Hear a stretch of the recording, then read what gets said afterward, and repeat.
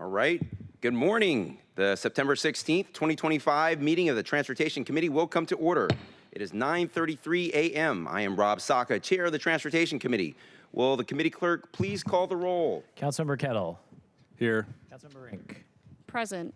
Strauss is excused. Vice Chair Hollingsworth. Here. Chair Saka. Here. Chair, there are 4 members present. All right. I note that Councilmember Strauss is excused from today's meeting. If there is no objection, colleagues, the agenda will be adopted. Hearing and seeing no objection, the agenda is hereby adopted. Thank you all for attending today's meeting of the Transportation Committee. This will be our final meeting of this committee until after the budget. I want to start, however, with some reporting late last week on Friday night. Colleagues, I mentioned this during council briefing yesterday, some reporting in the Seattle Times that I first learned about. But last week, the West Seattle Bridge experienced a major streetlight power outage, reportedly caused by vandalism, targeting critical electrical and our transportation infrastructure. These illegal acts are not only dangerous, posing serious risks to drivers, commuters, transit riders, and the like, but also come at a significant cost financially to our city. I've personally witnessed individuals stripping copper wire while riding the bus, riding transit, which in my view highlights how widespread and pervasive and oftentimes visible this issue has become. Our city must remain committed to working across departments in a truly One Seattle way, together alongside our regional partners, to identify effective strategies to prevent these kind of attacks on our critical electrical and transportation infrastructure and systems. I would also like to take a brief moment to highlight the recent implementation of important community-led, community-demanded traffic calming measures in the South Park neighborhood. My office has worked in close collaboration with the South Park community, including the Duwamish River Community Coalition, Cultivate South Park, local businesses, and of course, parents, to advance long overdue safety improvements along 14th Avenue South. And I was able to witness this firsthand on Saturday during the CMAR Fiestas Patrias parade. The effort has included multiple site visits and walking tours with my office, community, and SDOT to evaluate the conditions and identify potential solutions. This particular corridor serves as a busy freight arterial and tragically has been the site of 2 fairly recent pedestrian fatalities within the last year alone. However, through sustained advocacy over the last year and a half, we have now secured the installation of speed cushions and raised crosswalk markings. More is needed, and more is on the work plan for SDOT.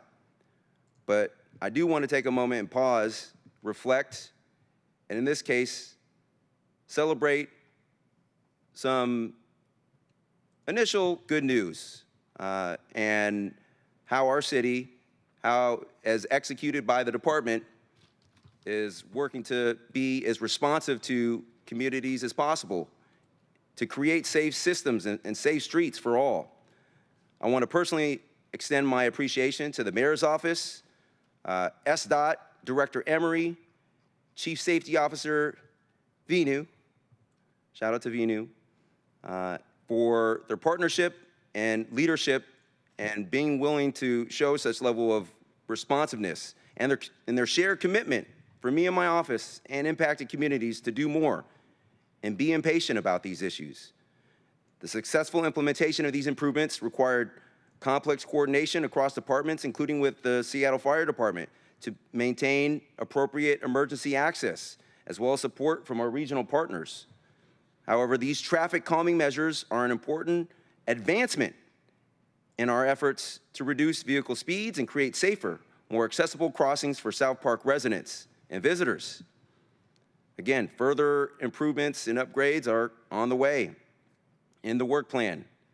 This initiative does truly exemplify how collaborative, community-driven approaches can lead to effective and responsive governance. Thank you again to the department. Next, I want to talk about recent discussions at the Sound Transit Board level affecting not only West Seattle, but our city's entire Sound Transit light rail network. There have been discussions about the removal of the Avalon stations, one of 3 stations as part of Sound Transit's expansion into West Seattle. In my view, this is completely unacceptable. And I hearken back into my days as a product lawyer working with helping teams innovate and ship and launch brand new innovations, brand new products. In the product development space, there's this notion of MVP, minimally viable product. MVP, minimally viable products, reflects the core essential features that need to be included in the V1 release of any new project, the version 1 release of any new product. You can always add and chain on more features later, but in terms of viability, of the long-term viability of a product, there's a minimum bar. And I think having 3 stations across West Seattle reflect the MVP in terms of minimum number of stations required to make sure that this important transit infrastructure project is viable and we have good ridership. I'm concerned about the possible removal of this station as a supporter of this project. And I believe the inclusion of Avalon Station, again, is a bare minimum requirement, is part of the core functionality of this project. We can always build more later, but that's the bare minimum. So I will continue to advocate for the expansion of light rail in West Seattle, as well as strong transparency, accountability, and when necessary, to the full extent possible, mitigation efforts. It's another concern of my office. Even though I don't sit on the Sound Transit Board, all impacted residents and small businesses need to be made whole to the full extent possible as a result of decisions to expand, and now people have to relocate. All right. That said, moving on to today's agenda, we have several important items to vote on heading into this important budget season. Our first 2 agenda items relate to implementing the District Project Fund, which we briefed and discussed in committee at our last committee meeting earlier this month. We had a discussion on it at the prior committee meeting in August, and before the legislation was ready, we had another discussion at the concept level. So this would reflect our 4th conversation about this. Going forward, I will be looking for ways to support this program beyond the budget cycle. Next, we have a likely vote on a proposed new e-cargo bike program, e-cargo bike. This innovative legislation supports our city's climate agenda, decreasing congestion, and supporting Vision Zero safety investments, which is a significant priority for me and my office. I have offered 2 amendments, which I think will help strengthen this legislation. We will then have a presentation from SDOT regarding the 3-year implementation plan for the Seattle Transportation Plan, colleagues, as you'll recall, which we passed last year. Looking forward to the committee refresher on this, as well as digging into how SDOT will implement it on a 3-year cycle, with more granularity and details associated with that. Finally, we have legislation from SDOT, which I would describe as a technical change related to an error on previously passed legislation by the council pertaining to a name change, an entity name change. All right, throat clearing aside, we will now open the hybrid public comment period. Public comment should relate to items on today's agenda and within the purview of this committee. Clerk, how many speakers are signed up today? Currently, we have 2 in-person speakers signed up, and there is 1 remote. Excellent. Each speaker will have approximately 2 minutes. We will start with the in-person speakers first. Clerk, could you please read the public comment instructions? Public comment period will be moderated in the following manner. The public comment period is up to 20 minutes. Speakers will be called in the order in which they registered. Speakers will alternate between sets of in-person remote speakers until the public comment period is ended. Speakers will hear a chime when 10 seconds are left of their time. Speakers' mics will be muted if they do not end their comments within the allotted time to allow us to call on the next speaker. The public comment period is now open, and we will begin with the first speaker on the list, Gordon Paddleford. Gordon, speak very closely into the mic. How's that? That is very good. Okay. Good morning, council members. My name is Gordon Padelford. I'm the Executive Director of Seattle Neighborhood Greenways. Thank you for your time this morning. On your agenda is the SDOT draft work plan, and there's some great things in there. I think a lot of great ideas from this council reflected in there, from the mayor's office and the voters of Seattle with the levy. One thing I want to call out is I think we need to zoom out, especially as a transportation committee, and really look at some of the goals we're holding them accountable to.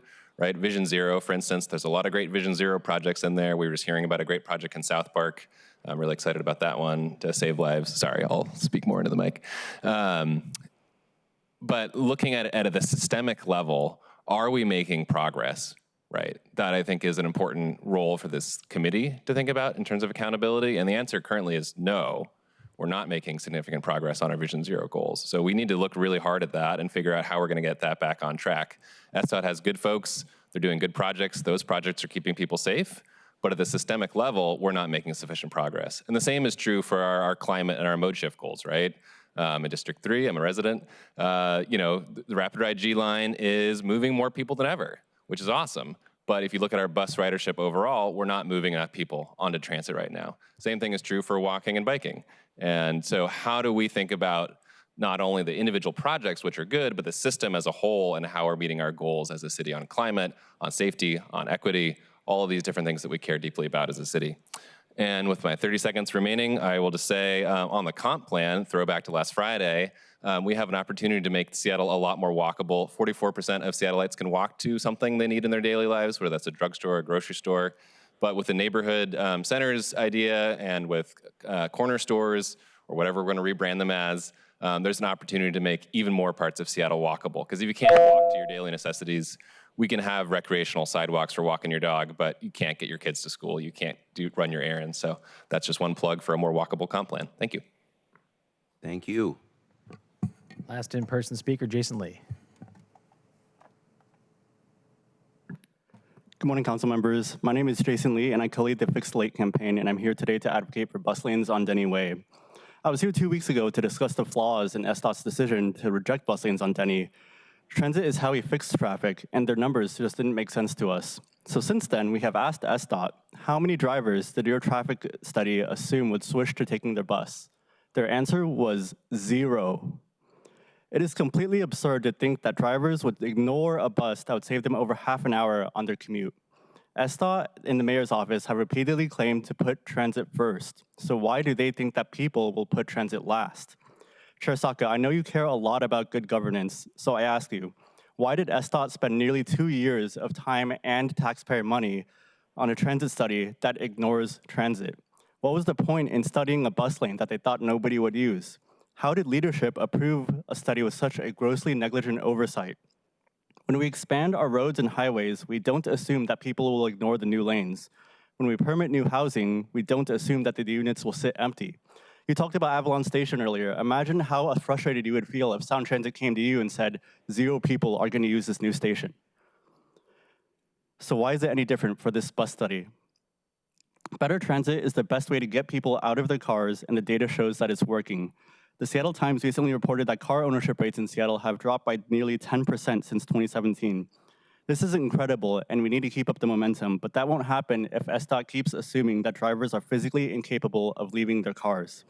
So I ask you, please direct SDOT to revisit this transit study on Denny Way and to do it right this time by counting for mode shift. They did it for the Madison BRT study, and they can do it for Denny Way. Thank you. Thank you. Okay, we will now go to our, looks like one remote speaker, Valerie Heidi Mudra. Sorry for the mispronunciation. Valerie, once I allow you to speak, remember to hit *6. Thank you.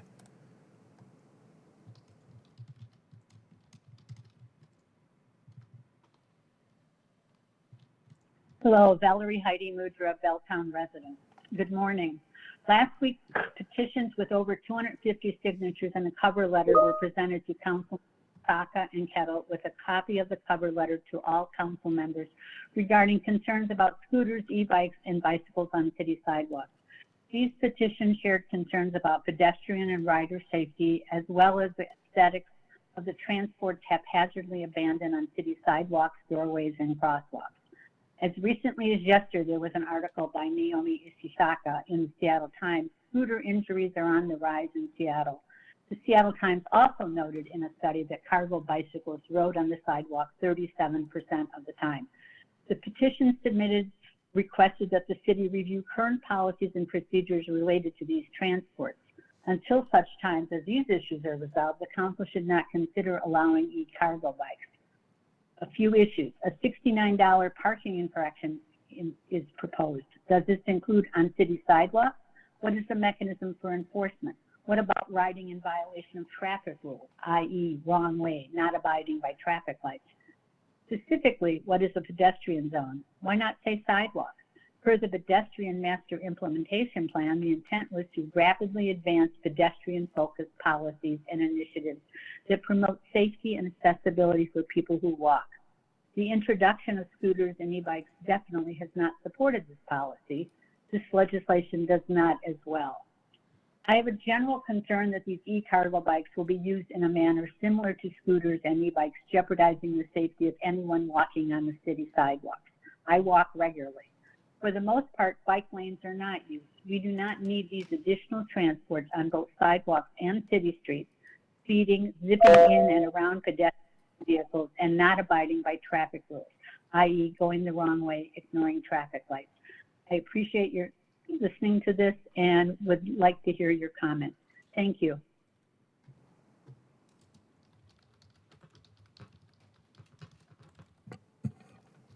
That concludes the public comment. Thank you. And just want to say a special thanks to the public commenters who took the time to show up physically and online to share their feedback with us.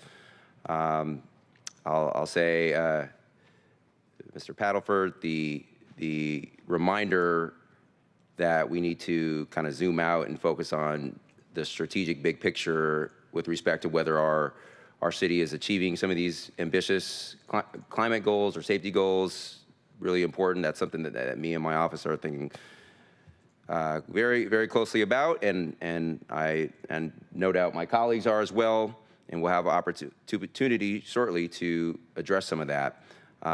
Appreciate the comments about micromobility and e-scooters and the safety or potentially lack thereof in some cases of those. I do strongly support micromobility options and expanding those and making it easier for people to get around, particularly on these last mile connections. But we also we have a solemn responsibility to ensure people do so safely. So, for example, me and my office have been in close touch with some of the scooter operators like Lime Bike.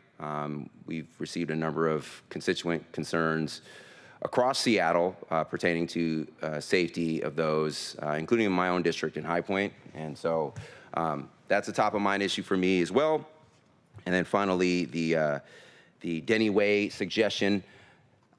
I don't know what the best optimal solution is to address the Denny Way situation on specifically the late 8, the Route 8 bus. But I do know that I do believe there's more that our city can do to better address that. And I am working with the mayor's office now to figure out if there's a revised course of action we can take. And wasn't involved in the department's decision making in their current proposal, but I do know that they have a lot of factors to consider. So in any event, working with the mayor's office now to see what more we could do. All right. Since there are no additional registered speakers, we will now proceed on to our first item of business. Will the clerk please read items 1 and 2 into the record? Agenda item 1, resolution 32179, a resolution regarding the operation of a council district fund / district project fund as provided in the 2025 adopted budget and 2025 through 2030 capital improvement program through council budget action S.003A1. Agenda item 2, Council Bill 121058, an ordinance relating to the Seattle Department of Transportation amending ordinance 127156, which adopted the 2025 budget, including the 2025 through 2030 capital improvement program, renaming the Council District Fund CIP project to the District Project Fund CIP project, and lifting a proviso. All right. Thank you. Looks like our presenters has joined us at the table. Welcome. Please introduce yourself, and when ready, begin your presentation. Good morning, council members. Calvin Chow with Council Central staff. Chair, in your opening comments, you mentioned that this issue had been into the committee several times this year. So just a reminder of what's in front of the committee, there are two pieces of legislation. The first is a resolution that sort of establishes the operating parameters for the district project fund. It articulates how the department will work with individual council district offices to administer those funds, select projects, and evaluate them, and then get them eventually to construction, as well as reporting and some of the other sort of high-level expectations for the program. The second piece of legislation is an ordinance that actually provides them the budget authority to spend the money. The money is currently under proviso in the 25 budget. And then as a reminder, the project fund is funded for this year and next year, but does not have funding after 2026. Got it. Thank you. So as Mr. Chow reminded us, colleagues, this has been before committee a number of times. I co-wrote the resolution alongside the department and the mayor's office, and it reflects all the feedback that we had in various committee meetings on the same exact topic. And now it's time to move it out of committee. So well, before we get there, do any of my fellow committee members have any questions or comments on Resolution 32179? Oh, Councilmember Rink. Thank you, Chair, for the opportunity to speak on this and just ask a couple of final questions. I know we've heard this in committee a couple of times, but just a couple of final questions before we take action today, because I know I've certainly received a number of questions just about process for selection of projects and level of discretion over decision making. So a question for Calvin. We know that SDOT does extensive community engagement in all of our projects and has developed an identified list of prospective projects. Is there any standard for community engagement and input for these specific projects? Or will that just be at the discretion of council offices? I guess I would say that this is meant to be sort of an extra layer on top of what SDOT already does with their community involvement projects. Part of this process is making sure that district council members have a list of the projects that SDOT has already heard about and knows that there are some interesting issues out there that haven't necessarily raised to the highest priority for the next dollar of SDOT budget, essentially. So I think the intention there is that it gives the district council members some sense of where the department has prioritized those issues, and then this fund is meant to have the district give some resources to the district council member to address their identified district priorities. So I wouldn't say that there is necessarily there's nothing in here that articulates a specific outreach standard or piece of it, but it is built on all the work that SDOT already does. Understood. Thank you for that. And thinking towards even future council members and folks who may sit up on this dais someday, I'm thinking about opportunities for recourse. And so what recourse is there if there are projects selected by a council member that are in opposition to our official stated transportation, climate, Vision Zero, or other goals? They shouldn't be. These projects will go through an evaluation process that is built on what our existing policy documents are. So this isn't. This project relies on the district council member to help identify the issues and the sort of the project concerns, and then it goes into a feasibility and evaluation phase with SDOT to actually develop the project. And that may mean that the project as conceptualized is infeasible, and there may be other options to address it that get to the underlying concern but aren't the specific improvement that was in mind. Great, thank you for clarifying that point. And my final question is just another clarification point. What role does the Levy Oversight Board have, or do they have any power or influence over these decisions? It's a bit of a reporting requirement, so there is a portion of levy money that does fund a portion of these projects. Typically, there'll be, in some of the, specifically the safety funds, I think, are most likely where there's going to be crossover. So it has to be reported as part of the spending of levy funding. I think the Levy Oversight Committee will also probably opine on the effectiveness of this program over time. So as this program comes up potentially for new ideas for funding in 2 years, we may hear from the Levy Oversight Committee about how things have gone from their perspective. Wonderful. Thank you for that. And thank you, Chair. Thank you, Councilmember Ring. Councilmember Kettle. Thank you, Chair Saka. Thank you, Mr. Chow, for being here, and for the SDOT representatives and for the public speakers. I am aware of the Route 8 issue and looking at it as well. And I also want to thank Mr. Paddleford for his comments, and then also for Ms. Muda, Valerie, as I know her, which really pertains to e-mobility and the issues that we're facing on our sidewalks. I know her. I've met with her many times on the issues, and that kind of goes to Councilmember Ring's questions. I'll be leveraging what we have in the SDOT system, but also taking in what Gordon Paddleford said, what Valerie had said, what Mr. Lee had mentioned. Well, Mr. Lee's Route 8's a little bit bigger than this, but the Vision Zero, the pieces are the safe routes to school, those kinds of pieces, or those safer community pieces. And that will be my approach to this. I'm not going to come out of left field. I'm going to be using a process, and as you noted, Mr. Chow, this then will go into the feasibility, because whatever great idea it may be, the costs may be X, Y, or Z. So obviously SDOT's going to do their due diligence. So I think there's pieces in this, but it also reflects, as we talked about public safety, I hear about transportation every day, all the time too. Valerie, I know her very well. I've been on Second Lenore with her and other locations through Belltown, downtown, regarding the dangers of e-scooters on sidewalks, particularly with our elderly. And take that kind of input and then kind of, in a way that SDOT doesn't get it, that same input that we get, and we'll look to, kind of highlight or maybe give a little bit of a priority bump on one that, because it reflects what's coming out of community. But overall, my approach, Chair, for SDOT, who's here, and for Mr. Chow from Central Staff, would be to work it in that manner, such that Mr. Paddleford will be very happy with the results, as he just walked in. Thank you, Chair. All right, excellent. Thank you, Councilmember Kettle. Anyone else? Okay. I move that the committee recommend adoption of Resolution 32179. Is there a second? Second. Thank you. It is moved and seconded to recommend adoption of Resolution 32179. Are there any final comments?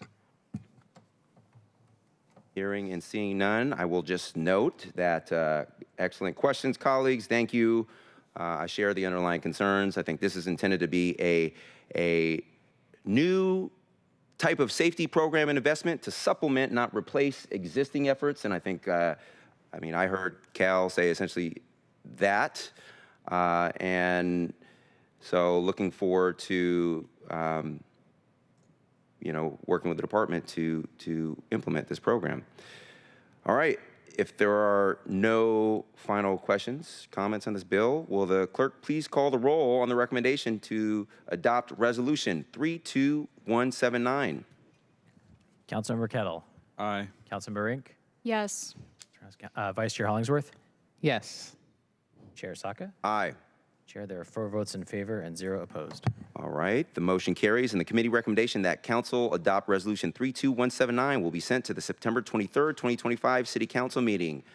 Let me also just quickly note, because I did co-write this alongside the executive, SDOT, the mayor's office, and I think it reflects a lot of collaboration. It reflects it biases on the side of action and urgency in terms of having a stretch effort to build and implement some of these project ideas within a reasonable but still fairly ambitious timeline. And I would just urge the department That is the standard timeline.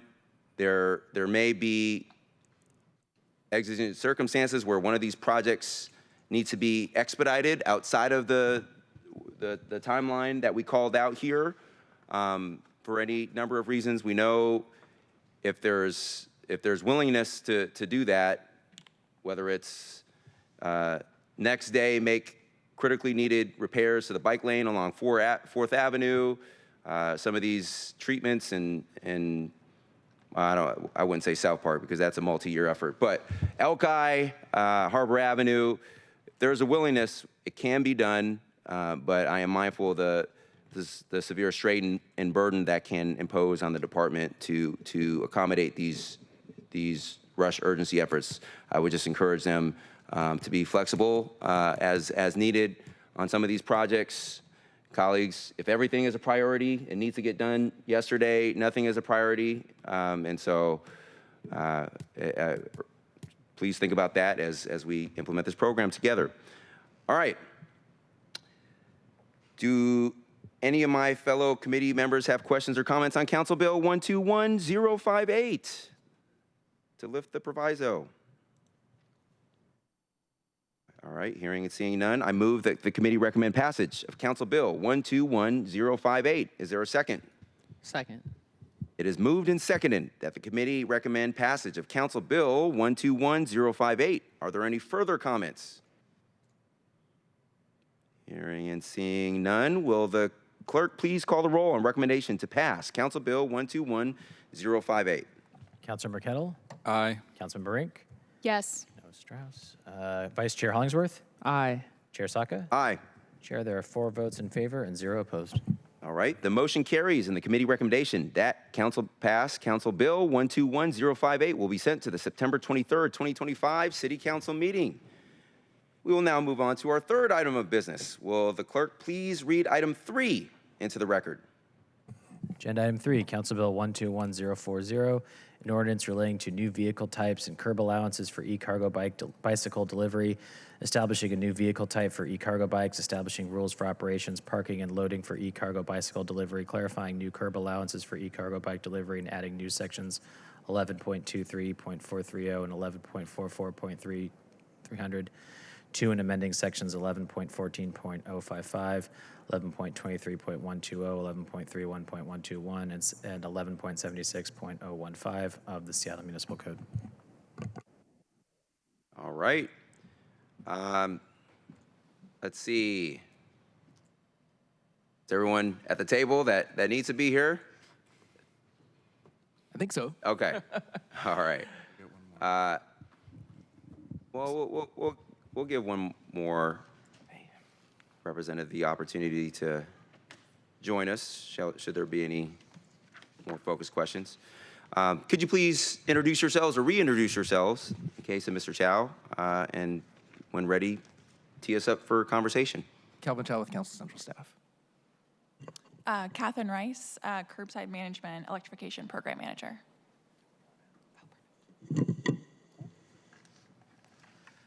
So council members, this permit proposal was presented to you at the last committee meeting. We have the presentation here if you want to reference to it. I added a memo to you that's attached to the agenda as well. Just a reminder that this is a program that's fundamentally a curb use program, a permit program to allow cargo e-bikes to stage deliveries at specified curb uses. It does not necessarily speak to the commercial uses of e-cargo bikes themselves. It really is fundamentally about the use of curb. I can turn it over to SDOT to go over the highlights of how the program is proposed, but I think it's fairly concise, and we went through it in pretty much detail 2 weeks ago.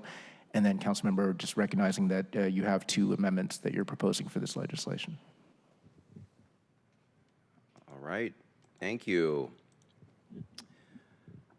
Let's see. I move that the committee recommend passage of Council Bill 121040. Is there a second? Second. It is moved and seconded that the committee recommend passage of Council Bill 121040. We will now proceed with a discussion of the legislation and the amendments that have been submitted. You already joined us, thank you. Do any of my fellow committee members have any questions or comments on the base bill as presented? Go ahead, Councilmember Kettle. Thank you, Chair Saka. Thank you, Ms. Rice, for joining Mr. Chow to the table. I do think this is very important legislation, and I do think that we're getting ahead, because I do believe it's in other cities they're trying to catch up, and hopefully we've incorporated all their lessons learned. Chair Saka said curb use. Again, I want to go back to public comment and Valerie and her concerns. We have to ensure that this is curb use, and that is something that we need to do, because we don't talk about Vision Zero challenges if we have even more things rolling around on our sidewalks where people are trying to walk, and particularly the size of these potentially of these e-cargo bikes. That's going to be a problem, and so we have to maintain that piece. I do like this in the sense of my point about we have to be professional on logistics. We have to get logistics right in our city, because the second and third order effects, the ripple effects of not doing logistics rights is really hard. And this may show to be a boon for us in the sense of getting the bigger trucks off of our streets. Fingers crossed. And so I really appreciate this. I know in the last meeting I brought up the issue of pedicabs as someone who's been on one of these, which, as I mentioned, was an e-ticket ride at an amusement park, particularly because they're battery packed. They're not petty anymore. They're petty plus, e-bikes, taxis, and I did not offer any amendments to kind of tag that kind of pedestrian taxi cab to this. Based on my consultations with central staff. But we do need to press on this. I recognize it's more of FAS. I do recognize there's some differences, but it is a major issue, and I've experienced it firsthand, and I've seen it, and it's an issue for different parts of the city, particularly in those areas with the tourists, the stadium districts, the waterfront, Pike Place, where we have a large number of people. Then we have some individuals, not all, I don't want to cast a wide net, but there is individuals who are basically using these in a wrong way. So, but I'm not going to tie it to this bill. But I will be working with central staff on this. And Chair, I also saw the two amendments make sense. So thank you for the opportunity, and thank you, Ms. Rice, for your work on this program, because again, we have to get ahead on all things logistics, because if we put everything onto our streets, that's going to be a major problem moving forward. So thank you. Council members, if I could just follow up a little bit. Council member, thank you for your comments. I just want to acknowledge that whenever we talk about micromobility, it's a much bigger, broader conversation about how people are using our streets and our right-of-way. I think it's important to recognize that this legislation in front of us is really targeted to a very specific use. And one of the things that is nice about a permit program is that we have operators that are going to be reporting on how they're operating. It's people who want this service, so I think it's a more amicable relationship than maybe we have where, scooters, everybody's using them, but it isn't necessarily a direct relationship with the department, per se. So I think there's more opportunity to track how this particular use of e-bike technology is going to be used, which may be different than pedicabs or some other uses that we've talked about. So I just don't want to lose the focus on this being very much about freight delivery. Well, Mr. Chow, since you brought up that, yes, of course, as Chair Saka knows, he and I, like ahead of the levy, ahead of the transportation plan, we're all about the freight program, so 110%. And that's going to show up actually in the comp plan a little bit too. And but that's logistics, the freight program logistics. So thank you for highlighting that and for the chance to basically second what you said there. And I'm sure Chair would probably third on that comment. So thank you. Absolutely. Thank you, Councilmember Kettle, another unapologetic champion of cargo freight mobility. Do any of my other colleagues have any comments, questions on the base bill as presented? Councilmember Rink? Thank you, Chair Saka. And I know I asked a number of questions on this last committee, but just one outstanding question I have that I realize we haven't covered, and apologize if I've missed this detail. Understanding this is a new permit program, I think there's an outstanding question of those who maybe continue to choose operating e-cargo bikes, but choose just not to get a permit. Could you clarify in that instance what any type of punitive measures there may be for somebody who just chooses to not pay the permit fee and continues using an e-cargo vehicle? It doesn't actually, this permit program is not on e-cargo vehicles themselves. It is on the use of curb space. So if those vehicles, those bikes use curb space and don't have a permit, they would be ticketed. That is what the enforcement penalty is for. This program is not about how you're operating your business. You know, if people can figure out how to use it and they don't need this curb space, then they won't come in for a permit. At least that's my understanding. Correct. Yes, and we plan to work very closely with parking enforcement on this. As any new permit program, their team has been very communicative with us of any concerns and also support for the program as well. We'll be doing a period of warning flyers for anyone that is misusing this use case at the curb, and then also citing following that. So working very closely with their team. Great. Thank you both for clarifying that. Thank you, Chair. All right. Thank you, Councilmember Rink. Hearing and seeing no further comments on the base bill, I move to amend Council Bill 121040 as presented on Amendment 1. Is there a second? Second. Thank you. It is moved and seconded to amend Council Bill 12040 as presented on Amendment 1. Central Staff, could you please provide a brief description of this amendment? And I'll talk a little bit more about it from my perspective. Chair, your amendment's very direct. It extends the fee waiver from 6 months to 12 months. All right. Very direct and very straightforward. And some color commentary directly from the author is this. Colleagues, at its core, the main proposal, the goal underlying the main proposal is twofold. One, to more quickly help our city, better position our city to more quickly advance our climate goals. Supporting e-cargo more mobility and these important last mile connections does exactly that, especially if adoption grows, especially if we have wide scale adoption. The second goal is to better facilitate safety, getting some of these massive trucks off the streets, especially with these last mile connections where they may not necessarily be needed in a denser urban environment. That helps us do exactly that. So that's really the twofold goal of this. As we know, this legislation is modeled after programs in New York, Boston, and one other city I'm forgetting offhand. But this legislation itself represents the first of its kind because New York has a more formal and established program, but to the best of my knowledge, it has not been codified into formal legislation. So this would be first in the nation. For all those who like first of its nation legislation, here it is. Here we are. First in its nation. New York City hasn't even done this, but we have incorporated, our city has specifically incorporated lessons learned from these other slightly more built out programs.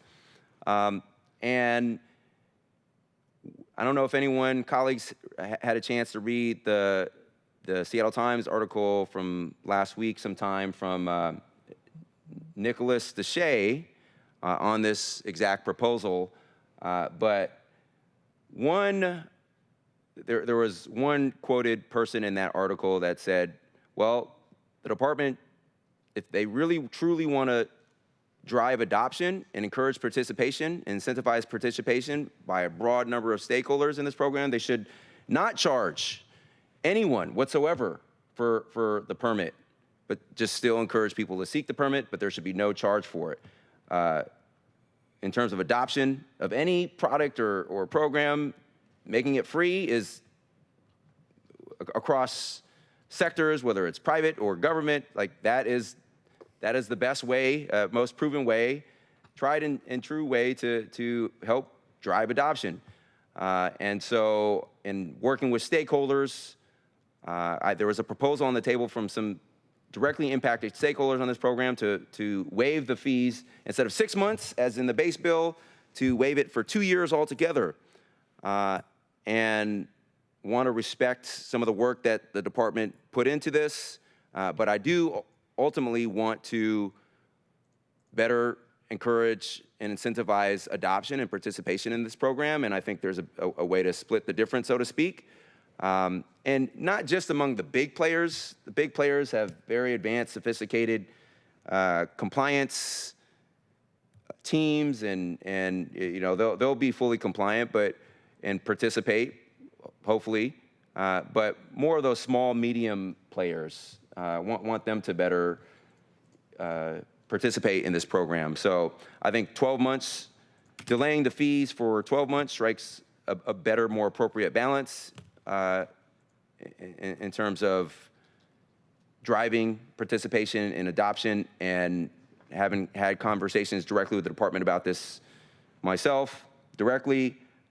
They would agree that the longer, as a general proposition, the longer you delay collection of fees, the more the likelihood that you're going to drive adoption. So for those reasons, I think this makes sense, and reflects a modest delay and increase or collection of these fees. So I encourage a yes vote. Any comments, questions on that? Hearing and seeing none, will the committee clerk please call the roll on the adoption of Amendment 1? Councilmember Kettle? Aye. Councilmember Rink? Yes. Vice Chair Hollingsworth? Aye. Chair Saka? Aye. Chair, there are 4 votes in favor and 0 opposed. Thank you. The motion carries, and Amendment number 1 is adopted. I move to amend Council Bill 121040 as presented on Amendment 2. Is there a second? Second. All right, it is moved and seconded. Thank you, to amend Council Bill 121040 as presented on Amendment 2. Central Staff, Mr. Chow, can you please describe the amendment to the committee? Chair, your Amendment 2 would add language including operator liability insurance as a potential permit condition at the discretion of the Director of Transportation. Thank you. And colleagues, whereas the prior amendment number 1 is a little more substantive, I think this is much more technical in my view, and really makes explicit what I think everyone hopes and intends for the program, that the operators, the permit holders, maintain some sort of commercial liability insurance as they would if they were operating normal cargo trucks. And so it gives the department discretion to determine, appropriate thresholds in addition to any number of other criteria for the permit holder. So in any event, but ultimately helping to protect against liability, and just a good proven best practice. I ask for your support. Do any of my fellow committee members have any questions or comments? Hearing and seeing none, will the clerk please call the roll on adoption of Amendment 2? Councilmember Kettle? Aye. Councilmember Rink? Yes. Vice Chair Hollingsworth? Aye. Chair Saka? Aye. Chair, there are 4 votes in favor and 0 opposed. All right, thank you. The motion carries, and Amendment 2 is adopted. Are there any final questions or comments on the bill as specifically amended here today?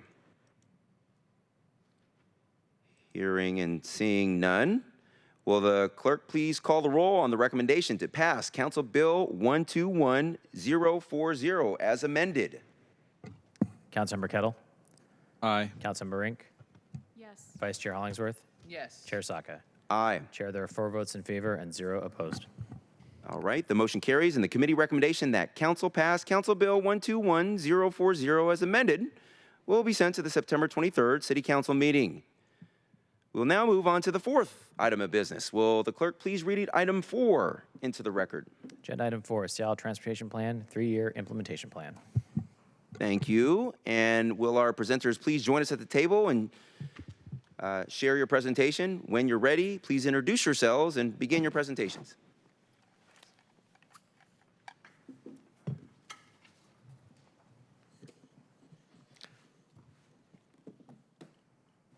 Thanks, Councilmember Saka. I'm Bill Laborde with STOT.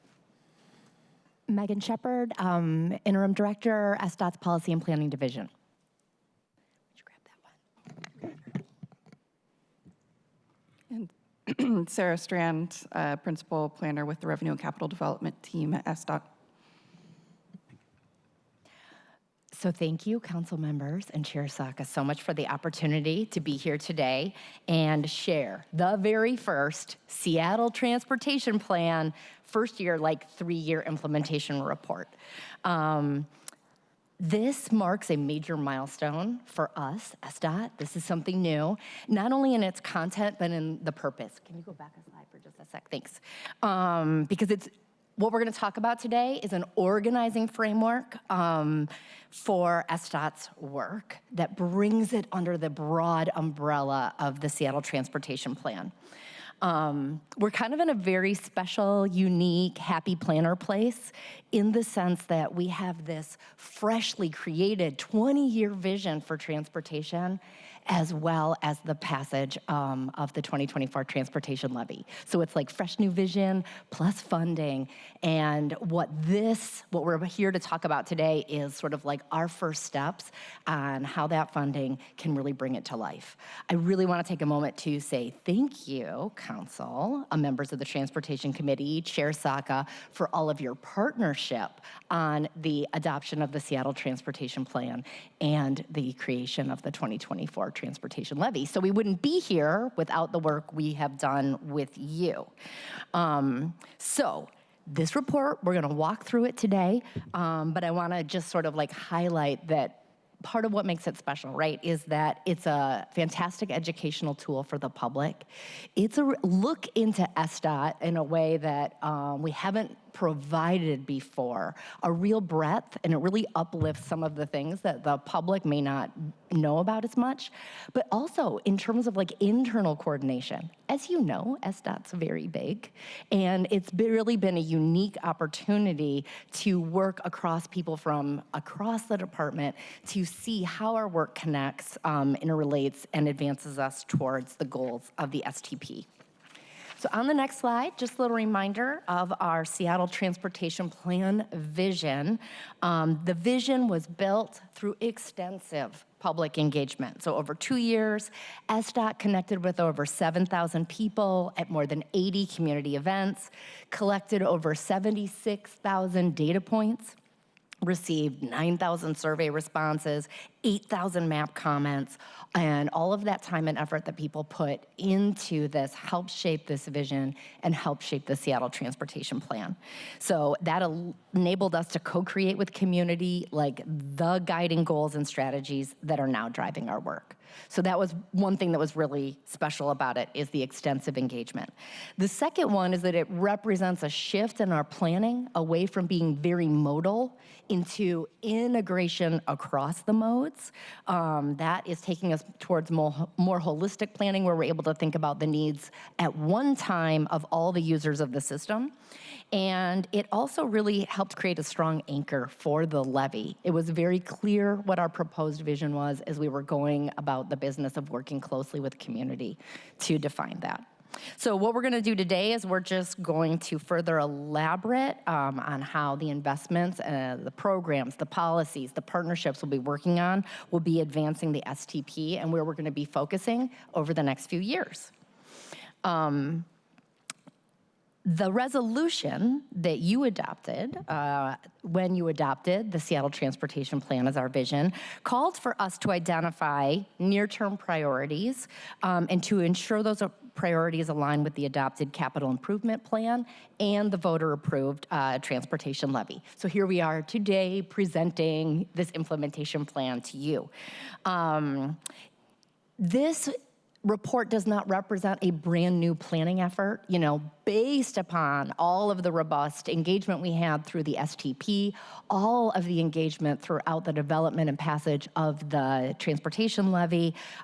This was our moment to take all that feedback, look at the long-term vision, and then make the immediate near-term priorities clear. So this report is really about transparency, it's about accountability, it's showing the people of Seattle that we heard them, and it helps us to demonstrate on how we're delivering on our commitments. Okay, this is a very exciting graphic for planners. Because it tells like that story, right? How we get from that high level vision down to the projects that we build out in community. So Sarah made this. I think it's really cool. So at the foundation of our work is the, One Seattle comprehensive plan, its transportation elements, the 20-year vision in the STP, which is our North Star. So those define our goals, our modal priorities, our system-wide policies. Then, here in the middle is the transportation levy and the capital improvement plan. They're like some of like the guardrails. These are things that we, must do. Both projects, timelines, funding commitments. And then where this report fits in is helping to translate all of the work across SDOT and aligning it with, our key moves and our clear goals. It is sort of like the connective tissue between the funding that's available, the commitments that we've made, the projects that we're going to build back up to that vision.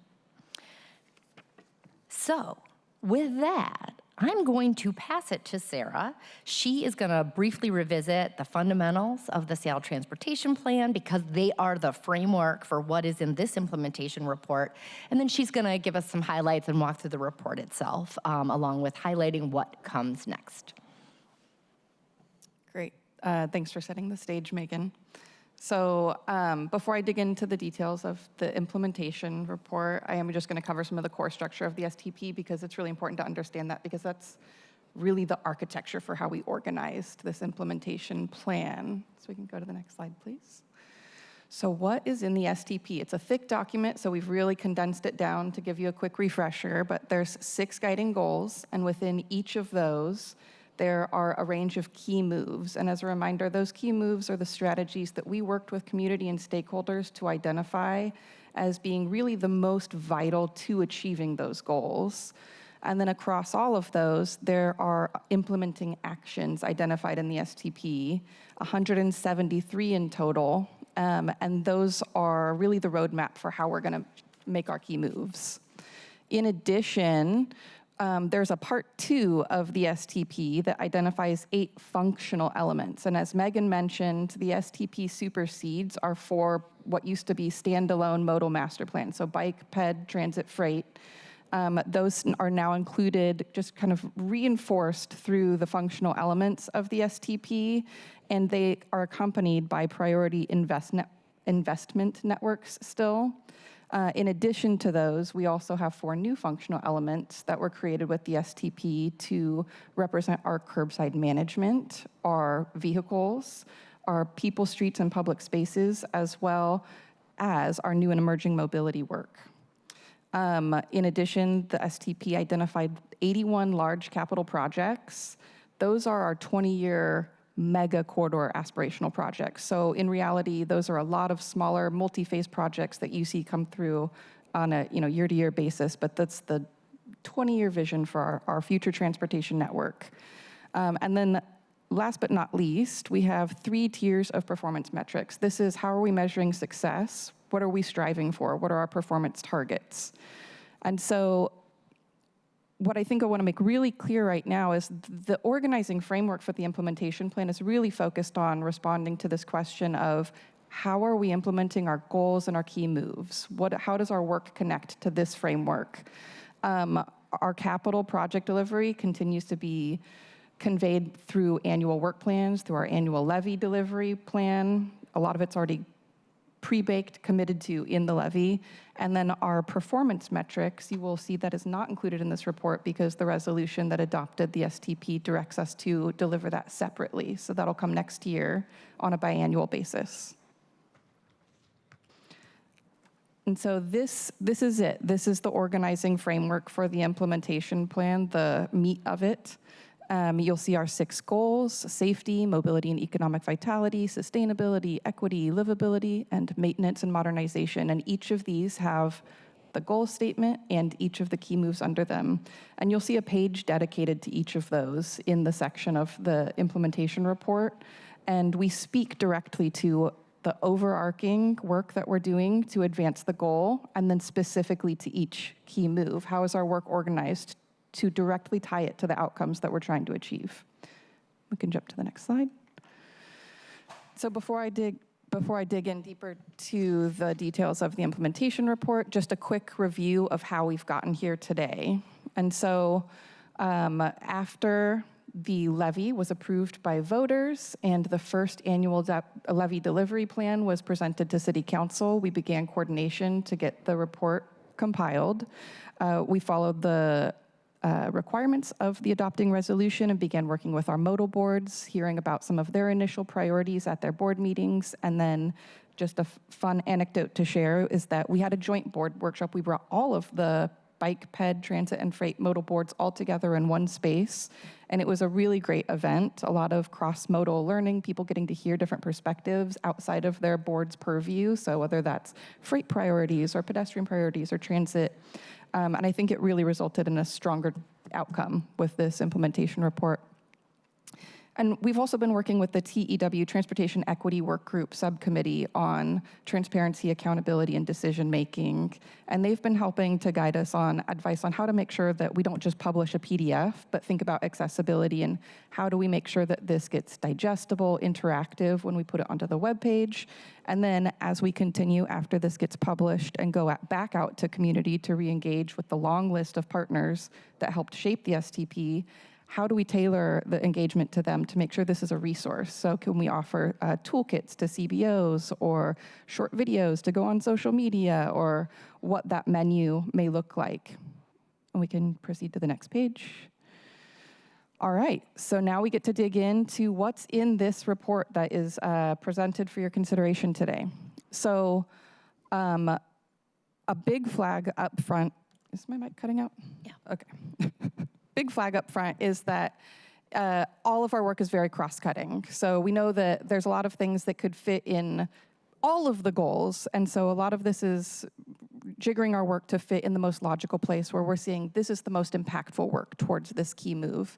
But up front in the plan, you'll see we've also highlighted broad focus areas, our spotlight initiatives.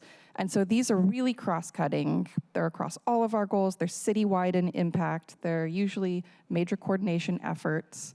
And I've highlighted those here on the right on the slide. And so up front, it's responsible stewardship. So reaffirming our commitment to safety as a top priority, implementing our Vision Zero action plan. Equitable climate solutions, so that's things like expanding EV charging, expanding the urban tree canopy, our low pollution neighborhoods. And then this could easily be a bucket on its own, but delivering the transportation levy, that's of prime importance to the department in the coming years and is incredibly important for responsibly stewarding taxpayer funds. Coordinated operations, that's what SDOT does. It's keeping the city moving, whether that's signals, ITS, our Transportation Operations Center, maintenance. And it also includes how we coordinate for major events and major construction. So the big things that are obviously on our horizon are how are we coordinating to support the influx of visitors from around the world for FIFA, as well as how are we going to support travelers through disruptions with the Revive I-5 and how do we manage and mitigate those. And then last but certainly not least is the transformative impact projects that are identified. And these are really shaping, across the board, these three buckets are shaping our departmental priorities. And these are requiring, major coordination. So our Aurora Avenue, whether that's across departments or with other agencies, and then our sound transit work to expand the light rail system. In the report, after the spotlight initiatives are presented, it then transitions into addressing each of the key moves through the goals. And throughout them, you'll also see that we feature various examples of projects or programs or teams to just make it more real for the public, for the readers of what are examples of what we mean, and celebrating our success along the way a little bit as well. So I'm just gonna start walking through and give an example with safety up front. So our safety goals, each of these start with the goal and step through the key moves. I'm gonna move pretty quickly through these just to give you a taste, but it's elaborated in more detail in the report. So safety up front, our big impetus behind safety, it's our Vision Zero action plan. We highlight the need to update that in the coming years as one of our major initiatives, but this also includes other initiatives like the tools that we use to ensure that we're prioritizing investments where the safety need is greatest. We highlight things like our freight and rail partnerships, or our Safe Routes to School program, or our snow and ice team. Next slide, please. In our equity goal across the key moves, we highlight things like how we'll need to be updating our transportation equity frameworks implementation plan in the coming years, pilot TEW Youth Mentorship Program, how we're working with OPCD on an anti-displacement work group, our transportation access program that is funded by the Seattle Transit Measure. Next slide. And then what you'll see throughout is that we've done some showcasing. So showcasing different projects, programs, initiatives that we're saying this is really exemplary of the type of work that's helping to advance the STP goals and key moves.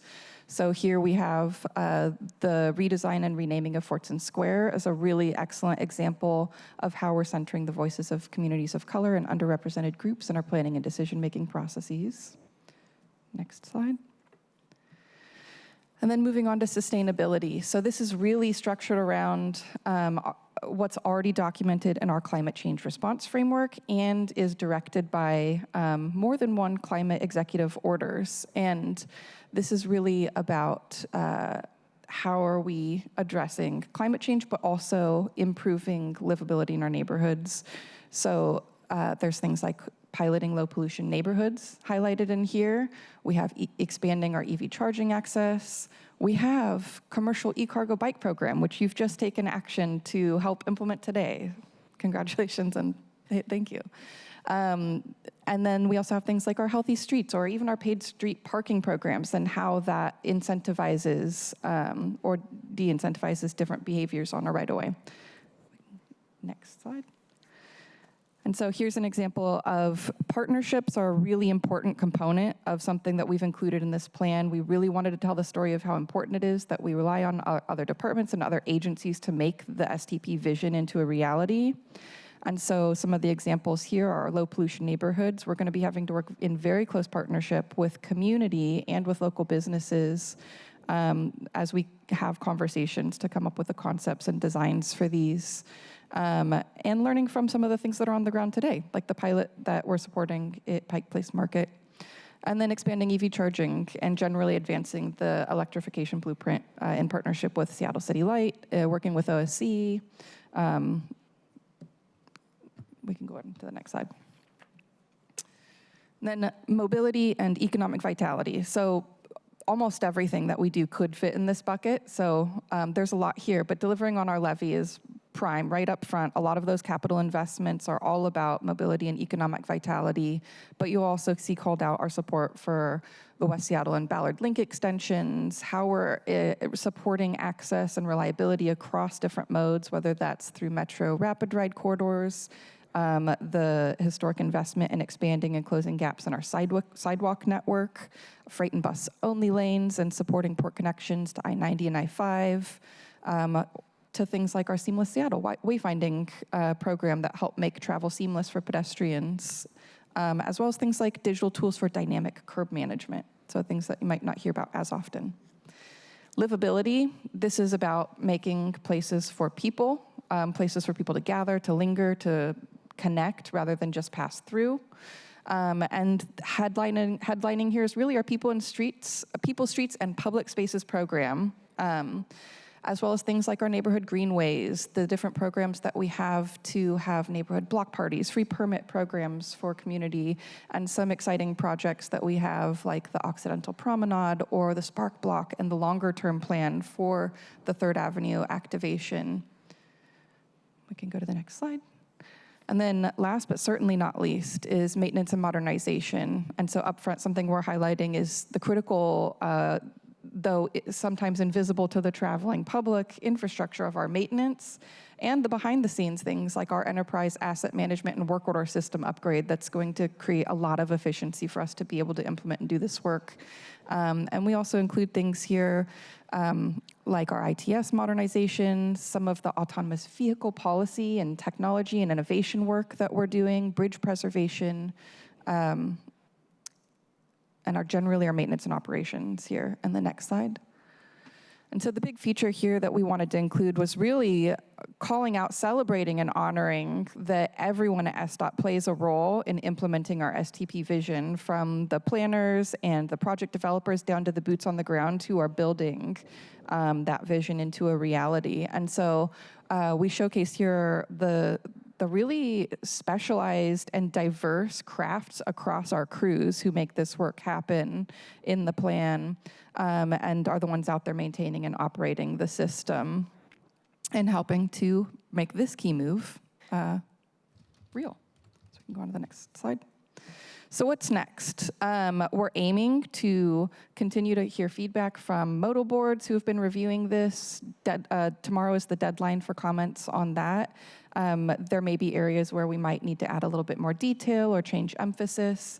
And if there's any tweaks that we need to make, we'll get that done ideally by the end of the month to be able to publish this to the webpage in a digestible, hopefully interactive format. And then we're going to be going back out to community, fall through winter, connecting with folks to help them understand how this work aligns with their priorities. And then in January, you'll receive the next annual levy delivery plan. That's where the capital delivery information will continue to come through. And in 2026, the STP performance report, the first biannual one, will come before council. And I just want to also note that with the 3-year timeframe for this first STP, it lines us up so that we can come back to you with the next update of it combined with the next performance update in one document. Last slide. So with that, I'll close and just want to thank you all again for your leadership and your partnership to get us to this point with our STP work today.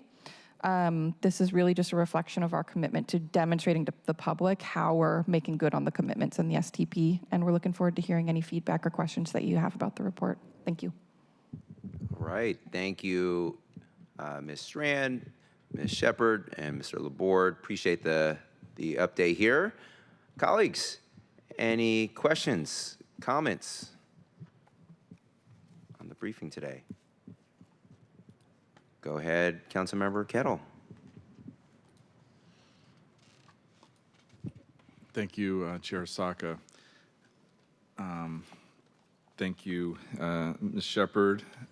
Thank you very much. And then your work on the policy division, good news. And Ms. Strand, thank you for this briefing. And then, of course, Mr. Laborde and the folks of SDOT.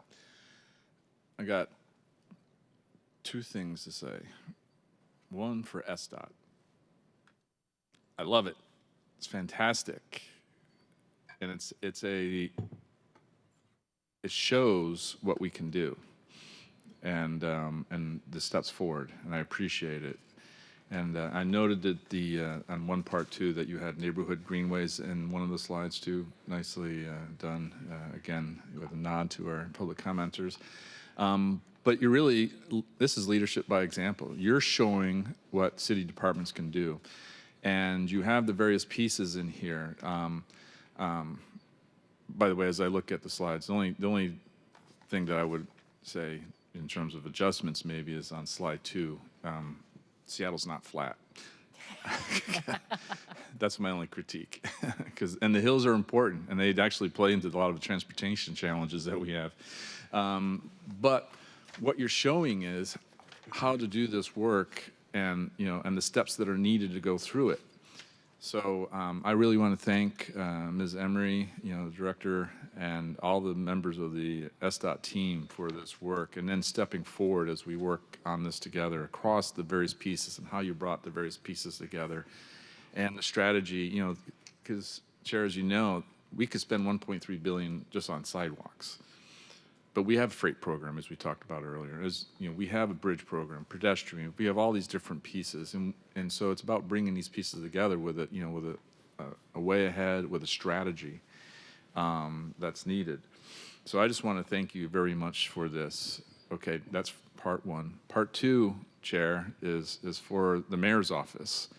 And I'm looking at the camera. So for everybody upstairs who's watching, this is what I'm talking about when I say that the Office of Housing needs to create a Seattle housing plan similar to what SDOT has done with the Seattle Transportation Plan. Just step through this in terms of having the purpose and those pieces. And OH, I do believe, has done a lot of this work, but they've not done what SDOT has done. So let me just be clear. I'm not looking to say nothing's been done, and because clearly different pieces have done. We've gotten some sly responses and so forth, but also clearly is that we don't have a housing plan that mirrors the effort and the complexity that this transportation plan, where you highlight, the long term, the triangle piece that you're just working through the pieces that are inherent to a plan like this, and then by the numbers and the goals. OH could just take SDOT's goals and key moves here. Safety is important with housing. Sustainability is really important. As I've been highlighting recently, maintenance. One reason why individuals are, when I'm going around a housing development, it's got a massive rat's nest around it. You wonder why people are on the streets, because you can just imagine what it's on the inside.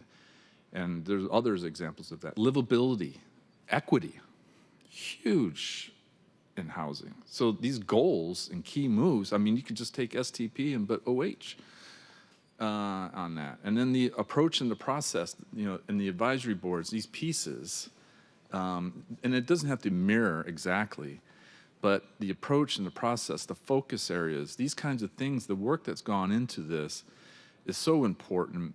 And I know this is the Transportation Committee, but since this is here on the record, and I've been talking about this a lot lately, actually I've been a year now because I initially started last fall with Councilmember Moore, but we have to put OH to the same paces that SDOT has gone through in order to create this, first the Seattle Transportation Plan, then the work related to the levy, and now the implementation piece. And it will make a difference.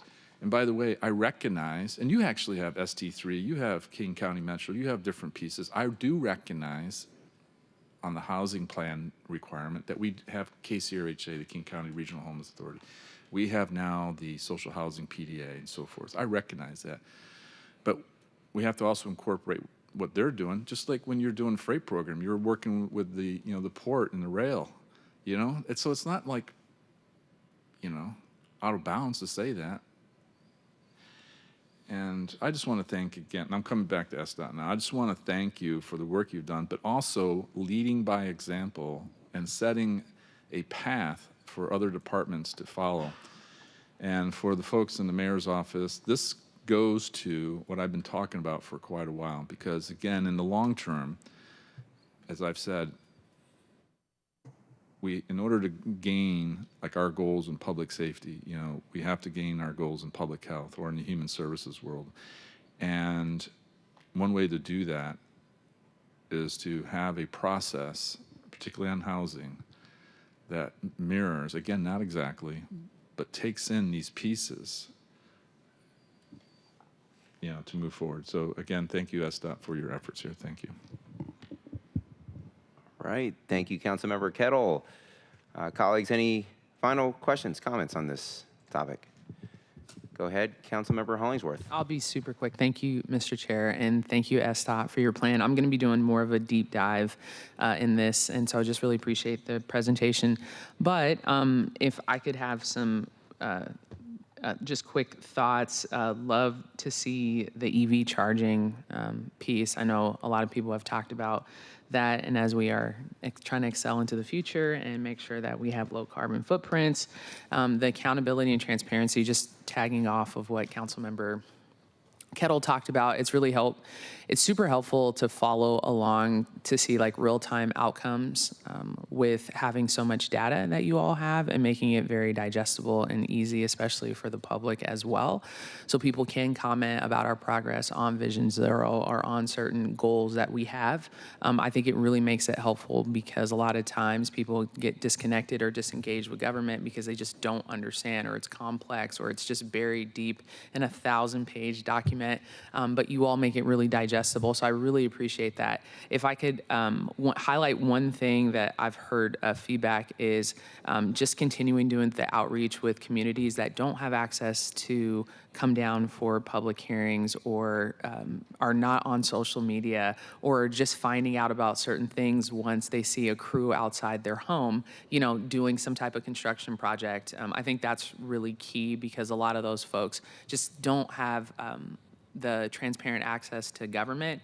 And so thinking about creative ways that you all can get involved in to make sure that communities have the necessary information to understand projects and the input that they need to have about certain things would be super, super helpful. And I know that you all do the best that you can with different departments in our city, and then yourself with your outreach and the relationships you have. But just wanting to continue that improvement would be super helpful, particularly South End. So I know that's not my district, but south of I-90, my parents still live in Rainier Beach, but some of those. And then the other thing, just thinking about, and I know you all don't have control over this when you put out RFP, but really, really thinking about intentionally diversifying our vendors that we're working with and using and being very intentional about that. If you're using, if you're in the South End, you're using a certain vendor to communicate with folks, like what does that look like? And making sure that we're continuing to reinvest those dollars because those people continue to spend in their community as well. So I just wanted to throw that out there. Thank you. Excellent. Thank you, Vice Chair Hollingsworth. Any final comments? Okay. I will just note that in the interest of time, my goal is to get us out of here by 11 or as close to 11 as possible, because I do note that there is a conflicting tribal summit happening downstairs that many of us want to attend with our intergovernmental partners at the tribes. And so I'll just note that a couple of things. One is that great presentation. I think it's appropriately higher level, presenting information at a higher altitude. That said, I guess kind of pile on to some of my colleagues' comments, would actually like to see more hard, concrete, specific data in terms of performance metrics, so we can better, as a committee, and more importantly, the public better track our progress against some of these ambitious goals. And I also note that this sort of work stream is a bit of a work in progress. We noted the September 30th target date to publish to the website. There's some ongoing community engagement feedback loop happening after that. A number of other supplemental reports, related reports, I think most pertinent being the impending Spring 26 STP performance report.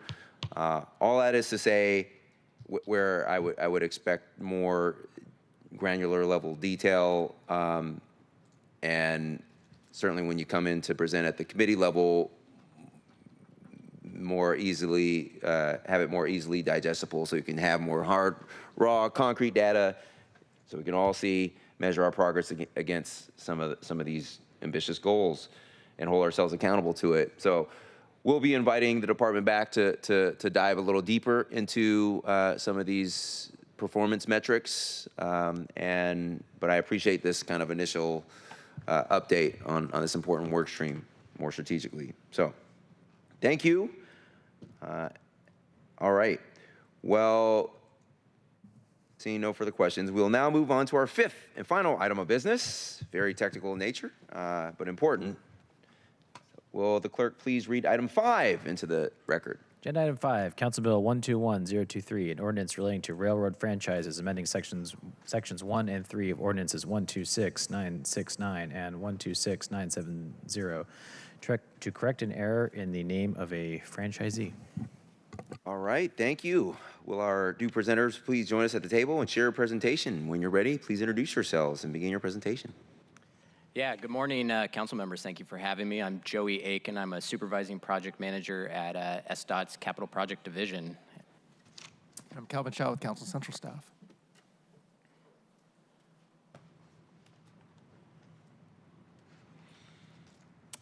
So we are here to discuss Council Bill 121023.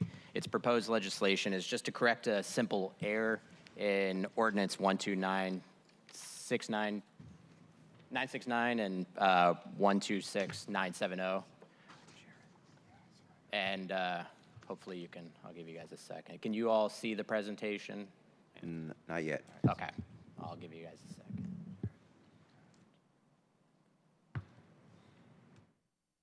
I'm glad I didn't wear burgundy today. Have a resolution on who wore it best. All Thought good. about it.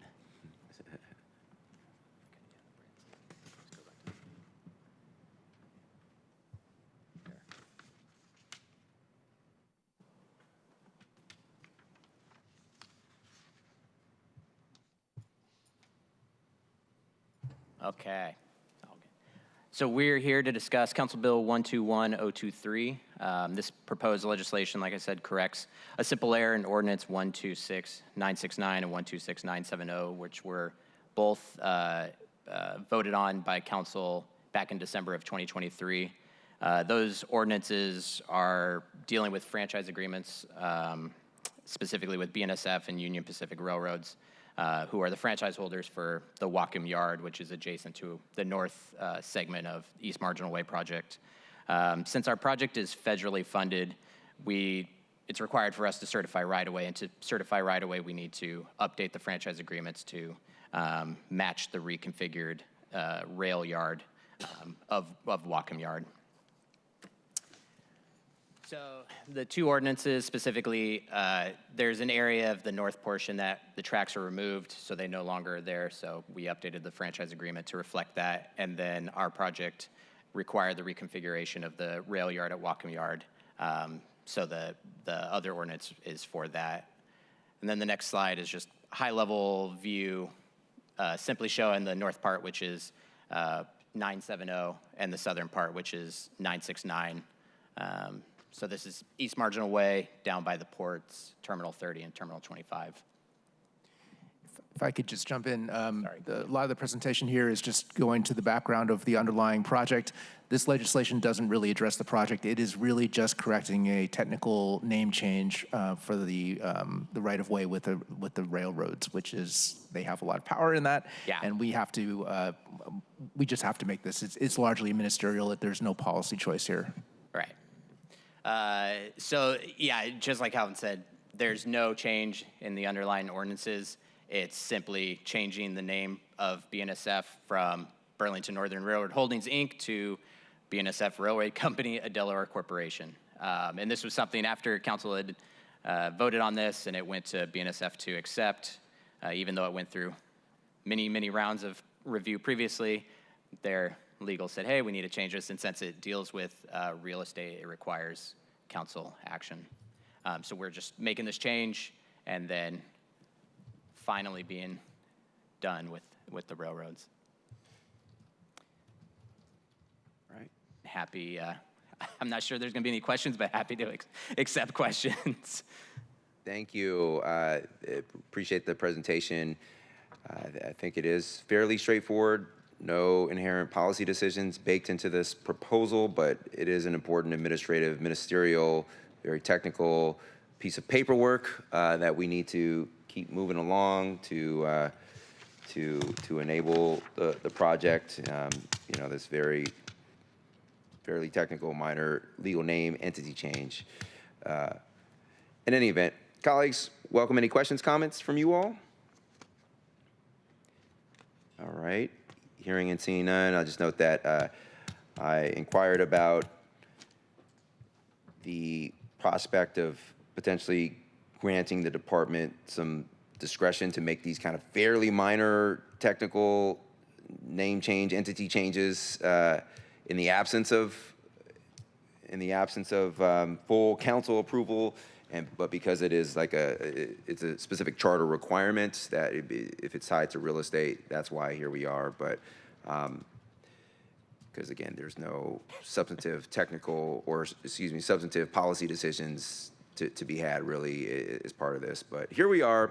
It is important that we do what we can to help move it along. So, all right. I move that the committee pass, or I move that the committee recommend passage of Council Bill 121023. Is there a second? Second. All right. It is moved and seconded to recommend passage of Council Bill 121023. Are there any final comments? Hearing and seeing none, will the clerk please call the roll on recommendation to pass Council Bill 121023? Councilmember Kettle. Aye. Councilmember Rink. Yes. Vice Chair Hollingsworth. Aye. And Chair Saka. Aye. Chair, there are 4 votes in favor and 0 opposed. All right, thank you. The motion carries, and the committee recommendation that council pass Council Bill 121023 will be sent to the September 23rd, 2025 City Council meeting. All right, we have reached the end of today's meeting agenda. Our next meeting is scheduled for December 2nd at 9:30 a.m. after budget. Is there any final business to come before the committee before we adjourn? Chair. Yeah. Go ahead, Councilmember Rink. Thank you, Chair. I wanted to, and thank you for facilitating today's discussion. I know we had a busy agenda, and I know we're all eager to get out of here, but I wanted to take a moment to address one of the points raised in public comment related to the Route 8. And I know I've spoken in Transportation Committee a handful of times now, it feels like, just on the issues facing the late 8, and I'll say it again, you shouldn't be able to outwalk any of our buses in the city. And you definitely shouldn't be able to outdance any of them. So I share in the concerns when it was outlined that in this transit study, SDOT did not look at or assume that there would be no mode shift when it comes to when they studied the implementation of bus lanes on Denny Way. And so I wanted to bring to this committee and hope we could have a continued discussion about the prospect of this, but as a committee issuing some type of formal inquiry or just investigating how that decision was made and if there's an opportunity to continue that study. I know this is an incredibly important bus line, and I hold concerns that our inability to address its reliability issues in a timely manner erodes trust in our broader transportation system. And so, Chair, I ask for your consideration in just doing some type of formal inquiry on behalf of the committee. Thank you, Councilmember Rink.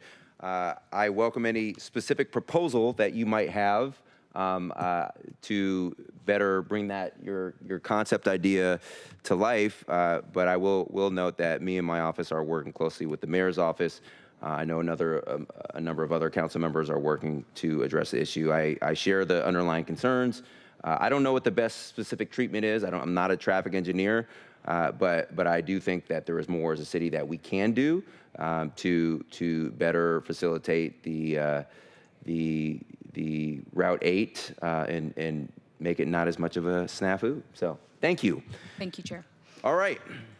We have reached the end of today's meeting, and it is 11:06 a.m. Hearing no further business to come before the committee, we are adjourned. Thank you.